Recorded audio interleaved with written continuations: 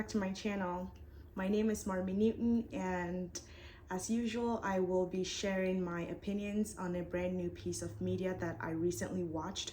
And you can watch this YouTube video to see if your opinions or your thoughts while you were watching the movie or the TV show kind of aligns with what I say in this video. And yeah, let's get into it. Today we will be talking about the new RomCom. I feel like it's been out for a while. It was in theaters and then it came out on streaming. Well, it's new-ish, but I just got to it, so it's new to me. But yeah, today we will be talking about the rom-com Anyone But You, starring Sweeney and Glen Powell. So let's get into it. So let's start with the plot of the movie. Anyone But You is about a mid-20s woman, I want to say, because she's out of college and is in law school. So I guess, yeah, mid-20s young woman who meets a guy, like the mid-20s young woman's name is B, played by Sweeney, meets a guy named Ben. Why are their names so similar? But yeah, meets a guy named Ben, and they kind of hit it off immediately. They have great conversations. They have a great conversation. It's a great first date around New York City, I would assume. They didn't really say what city they were from, or maybe I didn't clock it, but yeah, it's a great first date around the city. And at the end, and then she ends up spending the night, but at the end of it all, there's a little bit of a miscommunication in which she just kind of she freaks out, and then she leaves super early in the morning before he wakes up, and then when she leaves, she ends up calling a friend of hers, whom I'm guessing is her sister, because now that I remember, the person she was speaking on the phone's name was Hallie, which I think is her sister's name. And so she calls her sister, and they're talking, and then her sister's like, "Why did you leave? You need to get back, blah, blah, blah." And then when she goes back to the apartment, trying to kind of go back to the guy's apartment, she hears him talking to his friend, in which the guy tells his friend that she was a nothing, and she was boring and he wasn't really that interested. But he only said that because he was hurt that she left super early without saying goodbye to him.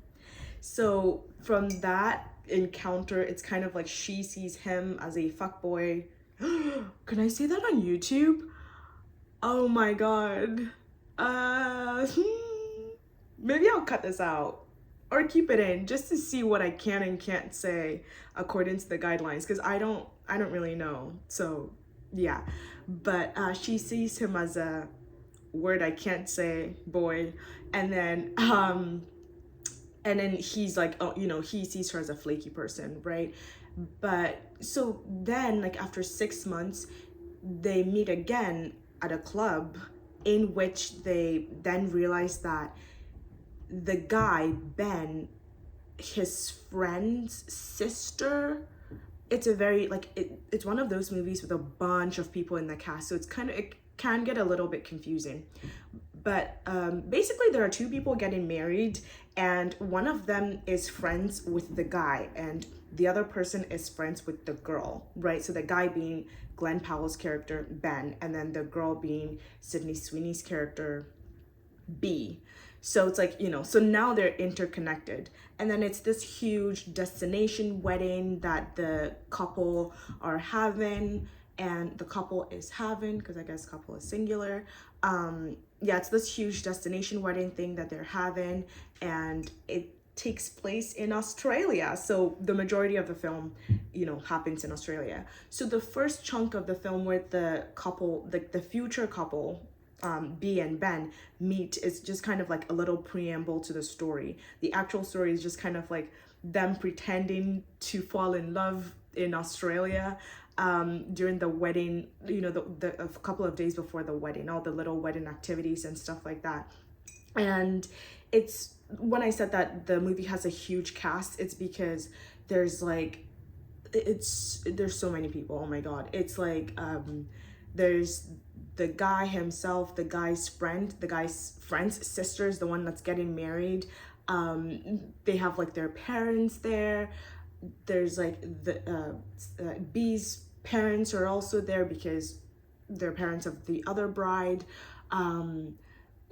There's like some step parents involved. It's just like a bunch of fairly inconsequential characters, to be honest. It's like they're not really moving that much plot, but definitely what's happened with B right before coming to Australia is that so it turns out that when she met the guy Ben, and they had like this connection, and then she tried to flee, the main reason she was doing that is because she was actually in a very in a long-term relationship, and she and that guy Jonathan, oh, I remember some names, she and that guy Jonathan from Never Have I Ever, I remember, the actor is from Never Have I Ever.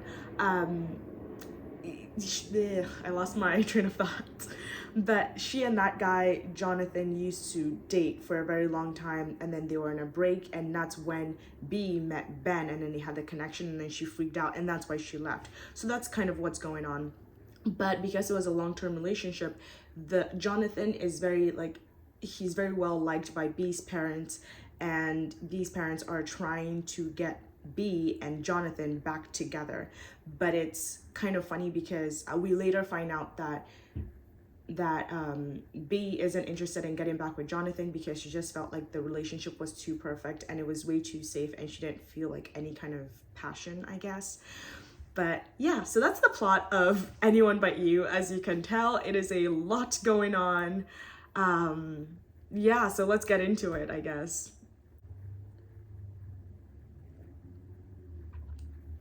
So the first thing I would like to talk about is the fact that I don't know if this happened to anyone else watching the movie, but it was so funny because if you know anything about Anyone But You, or if you heard anything about it before it came out, you know that the movie was embroiled, is that the word I'm looking for?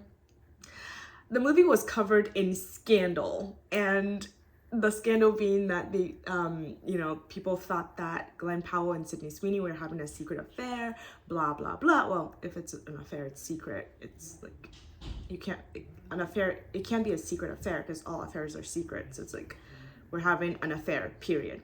Anyway, they were having an affair the whole time, and it was just like a whole thing, right?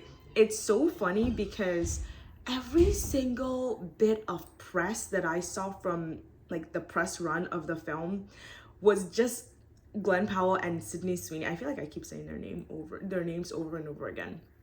It was just the two of them for every single bit of press that I saw. So it was so funny, like starting the film and then being like, oh, like I saw Alexandra Shipp and then a few other faces, and then I was like, oh, you mean there's like other people in this movie? Like there's like an actual cast? Where were they like during the press run? Like it was just like funny, but I don't know if anyone else felt like that. But yeah, I just wanted to say that. I felt like the scenes where they were playing charades were kind of funny and super witty because B and Ben hate each other, which is like, I mean, like classic rom-com trope, right? Like haters to lovers, enemies to lovers. I know. Enemies to lovers trope. So it's like funny because you saw them playing it out, like they were insulting each other, and it was just like, it felt like, they were on opposing sides, but it was also kind of like little witty banter. I really liked that scene. And then it ended with like the flower arrangement catching fire, and I think Margaret was her name, like using her clothes to put out the fire, which is like a classic Australian thing, I imagine. I mean, that's what I think of when I think of Australians, just being like super ready to take on anything at all. So I just like, it made sense to me that Margaret was Australian and just randomly stripped and used her clothes to put out the fire. Like that made complete sense to me. But I also wanted to talk about the fact that like, it seems like there's that scene with like, is it like Pete and Roger and then Hallie and Chloe? No, not Chloe and Hallie. Hallie and is it Claudia? Yeah, Hallie and Claudia. Pete and Roger, Hallie and Claudia, just kind of teaming up and trying to like, because they were trying to set the two of them up or some, because they were kind of, B and Ben were disrupting the wedding by just being, you know, menaces the whole time with their arguments and blah blah blah. So the entire group, or like a good chunk of the group, decided to try to get them together so that if they were like hooking up, then they wouldn't be as disruptive to the wedding weekend festivities. And I thought it was so funny where with the scenes where Pete and Roger and Claudia and Hallie were trying to plant these stories about like the two of them liking each other, like vice versa. It was like funny because it reminded me, like I started thinking of the fact that whenever, like in media in general, whenever like people need to pretend to, or like the characters in a movie or a TV show are pretending or are acting in some way, trying to get some kind of point across, it's always funny because the acting is so robotic and just like super unnatural, which is like super random because in real life, if people were pretending or trying to tell lies to you or like feed you some lies, they would go out of their way to overact, right? But then like in movies and TV shows, when people who are acting, just for them to be like, oh, they're bad actors, it's like, it's super like, oh no, you dropped the pen, I will pick up the pen now. It's like, just like super, just like weird like that. I don't know, but it's just super unnatural. And that's how I felt watching those scenes of them trying to set B and Ben up. It was just like random as hell. Like, I don't know. But yeah, that's what I had to say about that. I also felt like the scenes where they were the scene with the koala where B and Ben were like slipping their hands into each other's pants, underwears, shorts, whatever they were wearing. Well, Ben didn't have any clothes, so he was like completely naked in that scene. But that entire little scene was just so funny because they were just going out of their way to do all of this so people will think that they're together, so that Ben can get Margaret back and then B can get her parents to get off her back about Jonathan, like trying to get reconcile her with Jonathan. And I thought it was just so funny because like nobody was even watching them. They were just like standing out there doing all of that.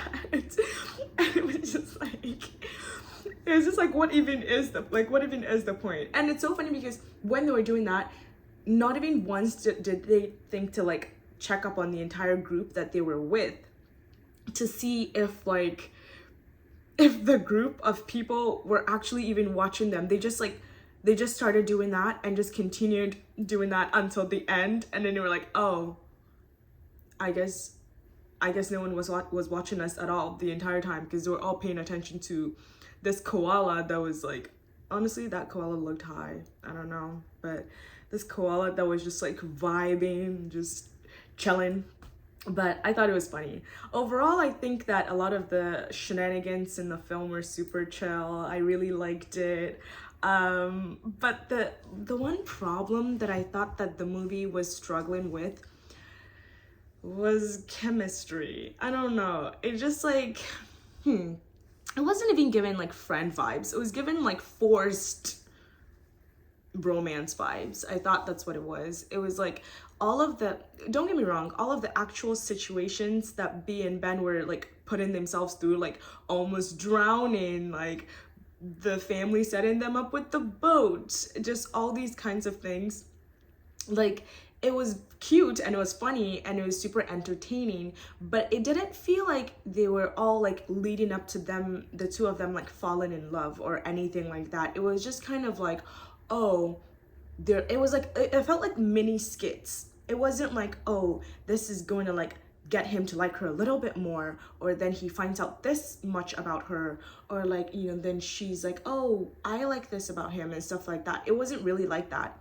It was just like shenanigan after shenanigan after shenanigan for the sake of shenanigans. I don't know, but except for the fact that, like, I guess she found out that the story he told her about his mom was real.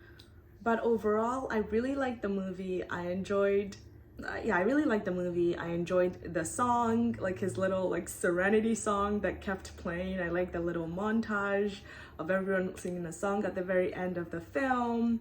I liked, you know, the end of the film where he like remembers, you know, that she'll be at the little like hall, yeah, the little concert hall. Yeah, I really enjoyed the film. I like the little references to Titanic. Just kind of, I always like it when rom-coms reference rom-coms that have come before, you know, rom-coms that have laid the groundwork for this new rom-com. I should stop saying rom-com. Rom-com, rom-com, rom-com, rom-com, rom-com. Rom.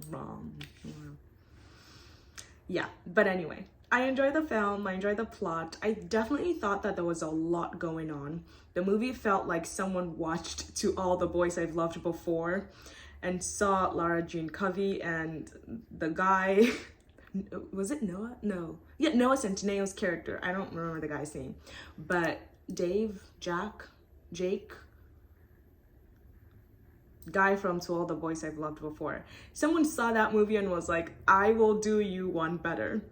Let's see them trying to pretend to be in love, other people trying to set the two of them up to be in love, and then other people trying to set one half of that couple up with a different guy that has no bearing on the romance between the two protagonists at all. It was just like, there's just like a lot going on, so many characters, but it was fun. It was fun to kind of keep up with. Do I think it's the best rom-com or one of the best rom-coms I've ever seen? I don't know. Try beating How to Lose a Guy in 10 Days. I don't know. Try, like, that's like the standard. How to Lose a Guy in 10 Days, 10 Things I Hate About You, and other rom-coms that have the number 10 in their title. I don't know. But yeah, I would say that I would give the movie maybe a 7.5 out of 10 as someone who has never written a rom-com before. Yeah, I'd say maybe a 7.5 out of 10. You know, solid stuff. Good film, you know, fun film. But yeah. In any case, as usual, please feel free to like this video and subscribe. It helps a brand new channel like this a lot. And if you have any questions, concerns, comments, anything you'd like to say, if you have any kind of opinion about the film when you watched it that I didn't say in my video, please feel free to comment that down below. And on that note, I will be ending here. I will be reviewing Bridgerton Season 3, the new one that's coming out tomorrow, I think. As of the time I'm filming this video, it's tomorrow. Yeah, I will be reviewing that, so stay tuned. All right, thank you guys. Bye.